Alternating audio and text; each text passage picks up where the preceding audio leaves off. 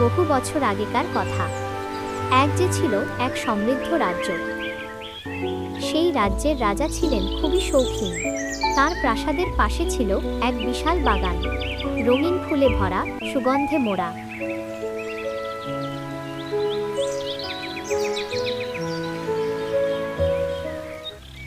সেই বাগানে সারিবদ্ধভাবে ফুটে থাকত হলুদ আর কমলা গাঁদা, যেন মাটির বুকে সোনা ঢেলে দেওয়া হয়েছে। গাছের তলায় ঝরে পড়ত দুধ সাদা কাঠগোলাপ, যার হালকা মিষ্টি গন্ধে মন ভরে যেত। বাগানের একপাশে রেশমের মতো নরম পাপড়ির বিচিত্র রঙের গোলাপ দেখা যেত, আর একপাশে মাথা উঁচু করে দাঁড়িয়ে থাকত রজনীগন্ধা। কিন্তু এত কিছুর পরেও রাজার মনে ছিল এক অপূর্ণ ইচ্ছা। এই বাগানে সবই আছে, তবুও যেন কিছু একটা নেই। আহা, যদি আবার সেই মায়াবী নীলপদ্ম ফুটত। অনেক বছর আগে সেই বাগানের মাঝখানে থাকা সোনার সরোবরে ফুটত অনেক অনেক আশ্চর্য রকমের নীলপদ্ম।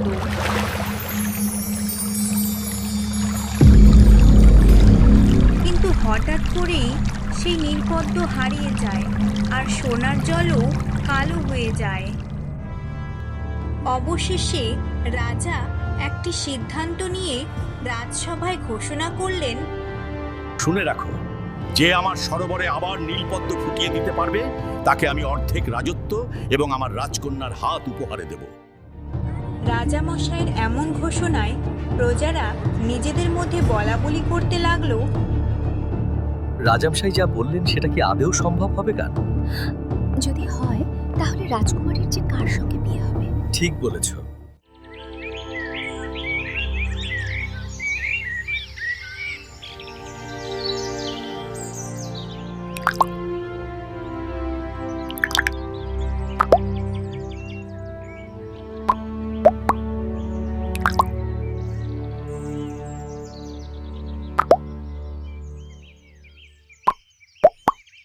তুমি কি সত্যিই মেয়ের বিয়ে যে কারো সাথে করে দেবে? না রানী, আমার আদেশই তো একটা পরীক্ষা, তা যে এই পরীক্ষায় পাশ করবে সেই আমার মেয়ের যোগ্য, বুঝলে? ও তাই বলো? ভয় পাইয়ে দিয়েছিলে, তোমার বুদ্ধির জবাব নেই।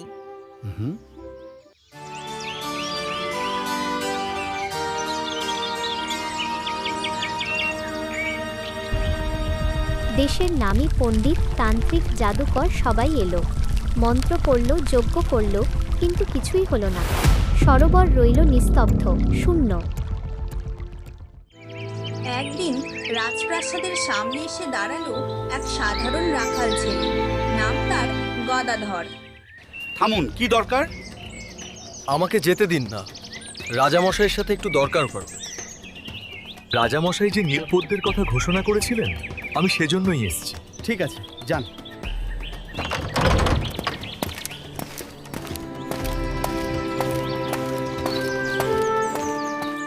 মহারাজ, আমায় একটা সুযোগ দিন, আমি নীলপদ্ম ফিরিয়ে আনতে পারবো। তুমি? পণ্ডিতরা পারলো না, আর তুমি পারবে? আচ্ছা, চেষ্টা করো। 3 দিন সময় দিলাম তোমাকে। ধন্যবাদ মহারাজ, আমাকে বিশ্বাস করে অনুমতি দেওয়ার জন্য। এ শুধু সাধারণ ব্যাপার নয়, এর পেছনে লুকিয়ে আছে কোনো রহস্য।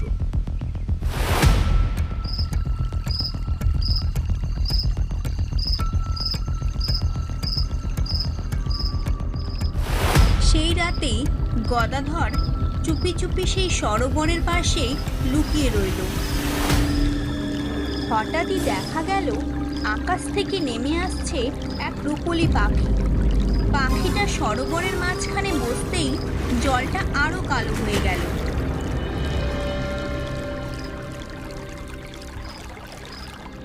এটা কোনো সাধারণ পাখি নয়, নিশ্চয়ই কোনো মায়াবিনী দিয়ে। সাহস করে গদাধর তার গুলতিটি হাতে তুলে নিল এবং পাখিটার দিকে তাক করে গুলতি ছাড়ল এবং সেটি গিয়ে লাগলো পাখিটার গায়ে। সাথে সাথে পাখিটা চিৎকার করে কালো রঙে পরিণত হতে লাগলো।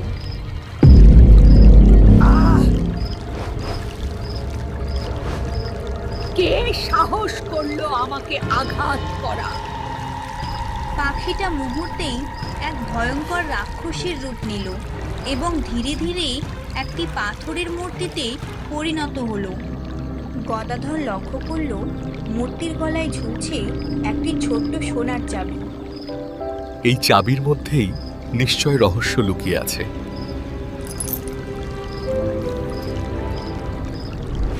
সে চাবিটি নিয়ে সরোবরের জলে ডুব দিল। একটু খোঁজাখুঁজি করতেই জলের নিচে সে দেখতে পেল একটি ছোট্ট রূপোর সিন্দুক।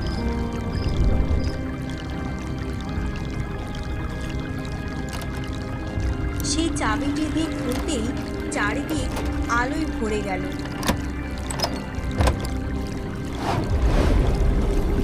সিন্দুকের ভেতরে ছিল এক উজ্জ্বল আলোর গোলক। এটি সেই সোনালী সরোবরের নীলপদ্মের প্রাণ।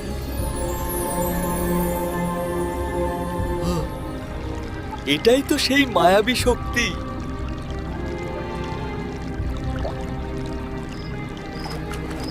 গদাধর খুবই সাবধানে সেই বাক্সটিকে নিয়ে ওপরে আসলো এবং আলোর গোলকটিকে সরোবরের জলে ছুঁয়ে দিল।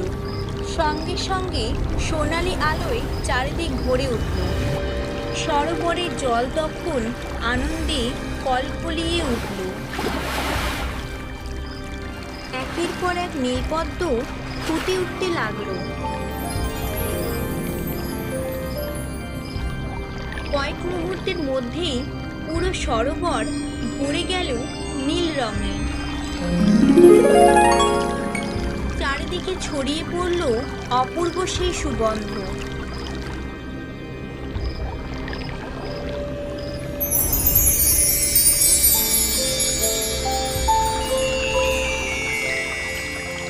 গদাধরের কাজ শেষ, তাই সে ঘাটে বসে নীলপদ্মের দিকে তাকিয়ে কিছুক্ষণ দেখল এবং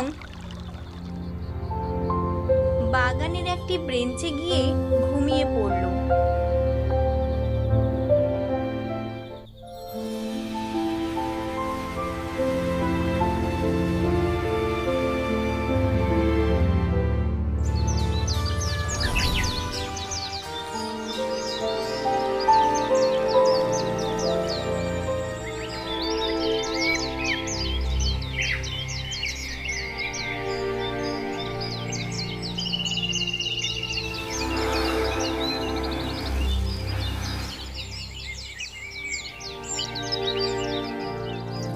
পরদিন সকালে রাজা ফুলবাগানে জল দিচ্ছিলেন। তখনই রানী এসে বলল, তোমার সমস্যার কি কোনো সমাধান হলো? মনে তো হয় না, তাও গিয়ে দেখি কি হলো। ঠিক আছে, আমি যাচ্ছি। এবার তুই যা রামু। ঠিক আছে মহারাজ। রাজা মশাই সোনালী সরোবরের কাছে গিয়ে বড় বড় নীলপদ্ম দেখে চমকে উঠলেন। এ কি? আমার চোখকে বিশ্বাস করতে পারছি না। নীলপদ্ম আবার ফিরে এসেছে। এরপর রাজা মশাই বাগানে গিয়ে দেখলেন গদাধর নিশ্চিন্তে ঘুমোচ্ছে। রাখাল ওঠো, তুমি তো আমার সমস্যা সমাধান করে দিয়েছো। রাখাল গদাধরের ঘুম ভাঙতেই রাজা মশাই তাকে আনন্দে জড়িয়ে ধরলেন। রাখাল, তুমি আমার মেয়ের যোগ্য। তুমি শুধু সাহসী নও, বুদ্ধিমানও। এরপর রাজা মশাই তার দেওয়া কথা রাখলেন। ধুমধাম করে মেয়ের বিয়ে দিলেন রাখাল গদাধরের সঙ্গে। গদাধর হয়ে উঠল এক মহান রাজা। আর সেই রাক্ষসী, সে আজও পাথর হয়ে পড়ে আছে বাগানের এক কোণে, তার নিজের দুষ্টতার শাস্তি ভোগ করছে। গায়ের জোর নয়, সাহস, বুদ্ধি আর ধৈর্যই হলো মানুষের সবচেয়ে বড় শক্তি।